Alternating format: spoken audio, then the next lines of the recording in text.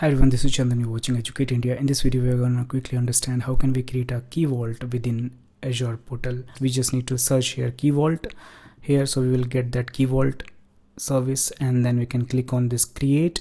So key vault are mainly we can just store secret, certificate, all those things we can store in the key vault, and later on we can just use this in different applications wherever we just want to use the secret. So this is a place where we can store all those sensitive information, credentials, secrets, passwords in the key vault. All certificates also can be stored in the key vault. So if you want to just use this Azure Portal to create a key vault, so how can we create that? Let's quickly understand.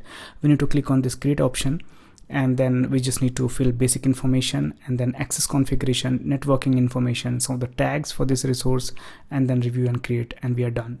So in the basic information, like always, we need a subscription, so we need to select that, and then we need to select the resource groups. Resource group kind of logical grouping of different resources. We can just group it in a single resource so that it's easy to maintain later on. Let's create a new resource group, maybe demo AKV RSG, and let's click on OK, and then we can just provide a name to this particular key vaults, and we can just see here it's suggesting like vault name must only contain alphanumeric characters and dashes and cannot start with a number. So let's give a name like demo AKV. The name demo AKV is already in use, or it being reserved by vault which was previously soft deleted. 1 AKV. Okay, so let's name it demo 1 AKV for now, and then region we need to select, then pricing tier we need to select. Premium will have some additional features. It supports HSM backed keys. I'll just keep standard for now, and then we need to select some advanced options like for the soft delete, how many days we want to retain those. Somebody has deleted any secret, so how many days we want to retain that particular secrets here, so we can select that. And then purge protection, this is also one of the advanced option, so we'll just keep it default for now.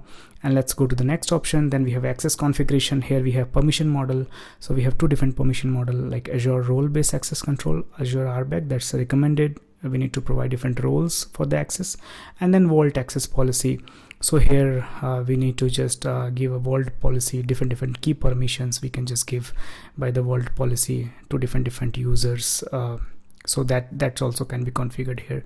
But for now I'll just keep Azure RBAC. And then we have some additional options of resource access, maybe Azure virtual machine for the deployment access, and then ARM for template deployment, that resource access. So we have additional options. I'll just skip it for now, and then we'll go to the next one, that is networking option. Like how can we access this particular key vault?